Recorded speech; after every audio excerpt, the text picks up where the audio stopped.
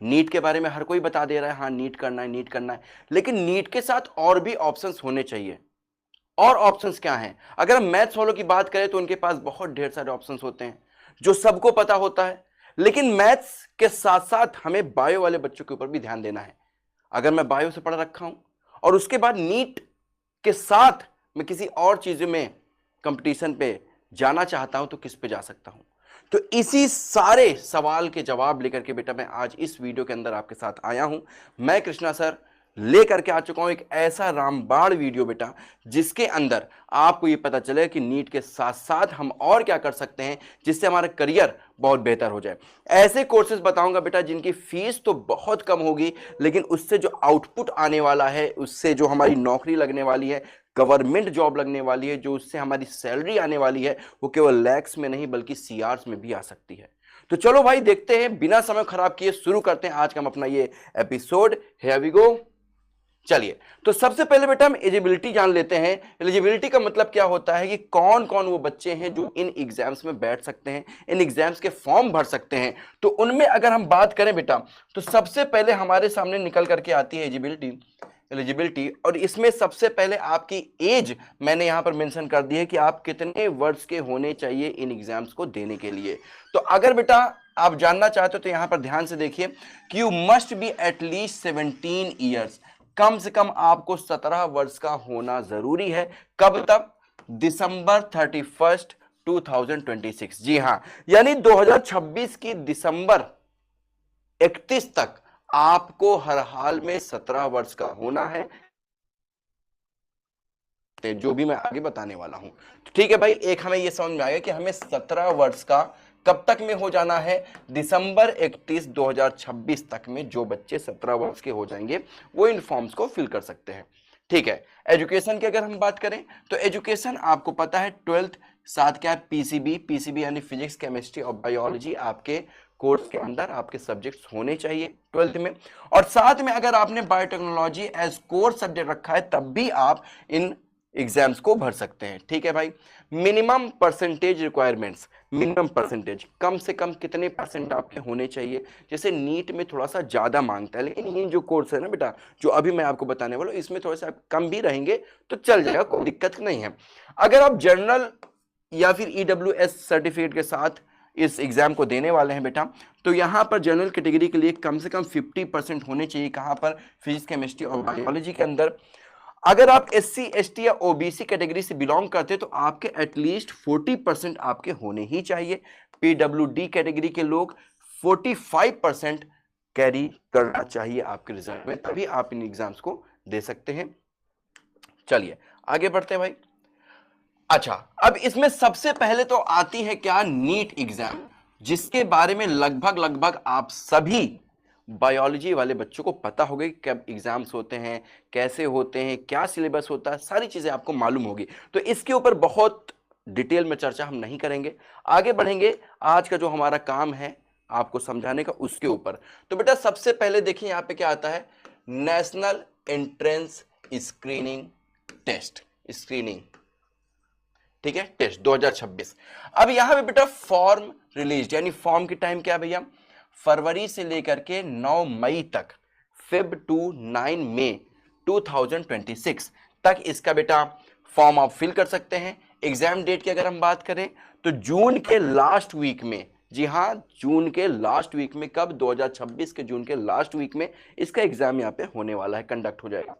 Syllabus की बात करें वही सिलेबस है हमारा 11 12th का, पीसीबी, ठीक है। बहुत ज्यादा आपको उस लेवल पे नहीं जाना है जिस लेवल पे नीट लेकर के जाता है। आपको यहाँ पे पीसीबी अगर आपके अच्छी से तैयार है 11th और 12th लेवल की तो आप बड़े प्यार से इस एग्जाम को टैकल कर सकते हैं। अगर हम नंबर ऑफ सीट्स की बात करें, जो मेन बात है कि भैया कितनी सीट्स हैं, तो 257 यानी 257 सीट्स यहां पे आपको देखने को मिल जाएगी। धीरे धीरे इन एग्जाम्स के अंदर भी बहुत बेहतरीन तरीके की फाइट देखने को नजर आ रही है, लगातार ये बढ़ती चली जा रही है फाइट्स। तो 257 सीट्स तो है लेकिन फाइट भी है, लेकिन और आप आराम से कर सकते हैं अगर आपका तैयार है 11 12th के पीसीबी। एडमिशन की अगर हम बात करें तो आप भाई बीएससी एमएससी इंटीग्रेटेड 5 इयर्स आप कर सकते हैं। कॉलेज की बात करें तो नाइजर कॉलेज से आप कर सकते हैं। आप जानते हैं नाइजर आइजर के ऊपर मैं एक अलग से वीडियो बना दूंगा बेटा, ठीक है। और जितने भी एग्जाम्स अभी मैं यहाँ पे बताने वाला हूं जिनमें आपको इंटरेस्ट बेहतरीन तरीके से आ रहा है और आपको लगता है कि इस एग्जाम के बारे में और डिटेल में हमको जानना है, आप कमेंट बॉक्स में लिख सकते हैं। तो वहां पर मैं आपको उस पर्टिकुलर एग्जाम के बारे में एक अलग से डिटेल्ड वीडियो बना दूंगा, ठीक है। और साथ ही बेटा इस चैनल को एकदम सब्सक्राइब कर लो, क्योंकि जो भी यहाँ पे आपको मैं कोर्स बताऊंगा उसकी जो पढ़ाई होगी, तैयारी कैसे करोगे, उसका सिलेबस क्या होता है, उसके जो PYQs होते हैं वो कहाँ से मिलते हैं, फॉर्म फिल कैसे करना है, सारी चीजें डिटेल में इस वीडियो के अंदर तो नहीं बताई जा सकती है, लेकिन इस चैनल के अंदर जरूर बताया जा सकता है। तो चैनल को सब्सक्राइब करना बिल्कुल ना भूलें। चलिए अगर हम बेटा आइजर एप्टीट्यूड टेस्ट के बारे में बात करते हैं, जिसको हम IAT के नाम से जानते हैं 2026 के बारे में, तो बेटा फॉर्म की अगर हम बात करें तो 9 फरवरी से लेकर के मई तक इसमें फॉर्म को आप भर सकते हैं। एग्जाम डेट की अगर हम बात करें तो जून के लास्ट वीक में एग्जाम हो जाएगा बेटा। सिलेबस वही आपका पुराना 11-12 का रहेगा। नंबर ऑफ सीट्स इसमें काफी हाई है और आपका मौका भी हाई है इस एग्जाम के अंदर आपको क्वालिफाई करने का। लेकिन साथ में ये भी जान लीजिए फाइट धीरे धीरे फाइट का जो बेटा ग्राफ है वो लगातार बढ़ता चला जा रहा है। तो सीट्स तो है लेकिन थोड़ी फाइट है, थोड़ी है, इसमें अच्छे से आपको तैयार करना है। लेकिन अगर एक बार आपने कर लिया क्वालिफाई तो आपकी लाइफ जरूर बन जाएगी। अगर एडमिशन की हम बात करें बेटा तो BSc MSc इंटीग्रेटेड 5 ईयर्स, आप जैसा मैंने पहले बताया है। कॉलेज की बात करें तो आइजर, कोलकाता, भोपाल, तिरुपति, ये सारे कॉलेजेस आपको मिल सकते हैं according to your rank. National forensic science university, भैया फॉरेंसिक बहुत सारा बच्चा कमेंट करता है कि सर इसके बारे में कुछ बता दो। आपने CID देखा है ना, CID वो दया वाला और CID देखा है ना, तो उस CID के अंदर आपने देखा होगा एक डॉक्टर शाहरुख के रहते हैं और उनके साथ एक तारिका रहती है, तो वो दोनों फॉरेंसिक लैब के अंदर होते हैं। अगर उनकी जॉब आपको पकड़नी है, लेनी है, वैसी जॉब आपको करनी है तो आपके लिए ही ये बना हुआ है, ठीक है जी। चलिए तो बेटा फॉर्म रिलीज अप्रैल में होगा। उसके बाद एग्जाम डेट की हम बात करें लगभग जून के फर्स्ट वीक में एग्जाम इसका नॉर्मली हो जाता है, तो यहां पे मैंने 8-9 लिख दिया है। उसके बाद सिलेबस की बात करें वही हमारा 11-12 का सिलेबस लगभग आता है, थोड़ा सा हाई लेवल पे भी थोड़ा सा देख लेना। नंबर ऑफ सीट्स की बात करें 260 प्लस सीट्स यहाँ पे मैंने लिख दिया है, तो ये 260 आपको मिनिमम 260 तो मान के चलना है कि 260 सीट 260 सीट्स तो है ही। उसके बाद अगर बेटा हम एडमिशन की बात करते हैं तो BSc MSc क्रिमिनोलॉजी के अंदर आपको एडमिशन मिलता है। कॉलेजेस की बात करें तो कॉलेज लिखा हुआ है, बेहतरीन कॉलेज है भारत का, तो इसके अंदर आप एडमिशन ले सकते हैं और मतलब मुझे अच्छा लगता है ये काम, है ना। चलो थोड़ा सा आगे देखते हैं। PGI चंडीगढ़, भैया PGI नाम सुन करके ही तुम लोग खुश हो जाओगे। PGI, जी हाँ, नीट के साथ साथ कुछ ऐसे एग्जाम्स भी हैं जिनके थ्रू आप PGI में जा सकते हैं, भर्ती होने नहीं, भर्ती करवाने हैं, ठीक है। चलो आगे देखते हैं भैया। PGI चंडीगढ़ के अंदर BSc नर्सिंग आप कर सकते हैं, लेकिन यहाँ पर एक छोटी सी बात है जो आगे अभी हम बताएंगे।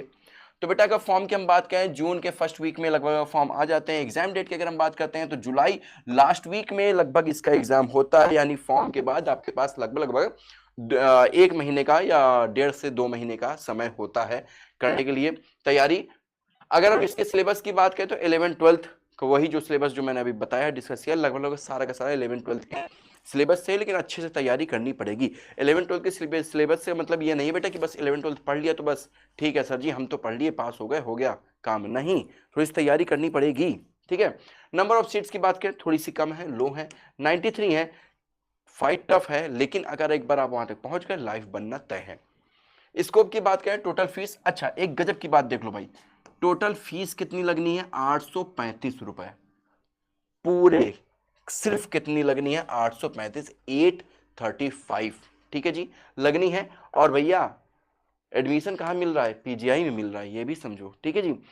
अब जो मेन बात थी जो मैं बताने वाला था, ओनली गर्ल्स कैन अप्लाई, भैया लड़कों लड़कों की यहाँ पे जरूरत नहीं है, केवल लड़कियां, सिर्फ लड़कियां can apply, girls he apply कर पाएंगी इस फॉर्म को। तो लड़कियों ध्यान से देख लो इसको, ठीक है जी, स्क्रीनशॉट आप लेते चलना, साथ में कहीं पर इस वीडियो को सेव करके रख लेना, ताकि अगर आप कुछ भूल जाते हो, कोई एग्जाम पे में भूल जाते हो तो आप फिर से इस वीडियो को देख सकते हो। और साथ में अपने जो PCB वाले बच्चे हैं ना, बायोलॉजी से जो बच्चे पढ़ रहे हैं आपके साथ वाले जो दोस्त यार हैं आपके, है ना, उनके पास भी भेज दो, क्योंकि बहुत बेचारे कंफ्यूजन में रहते हैं। मैथ्स वालों को बताने के लिए बहुत सारे लोग होते हैं कि मैथ से पढ़ लिया तो ये कर लो, ये कर लो, ये कर लो, ये कर लो, लेकिन बायो वालों को बताने के लिए बहुत ही कम होते हैं। तो उन कम में से एक हम हैं। हम कम हैं पर कमजोर नहीं हैं। चलिए आगे देखते हैं भैया, army college of nursing 2026 OAT exam. ठीक है जी, फॉर्म कब निकलता है? अप्रैल के फर्स्ट वीक में, बहुत समय है, आप आराम से भर सकते हैं।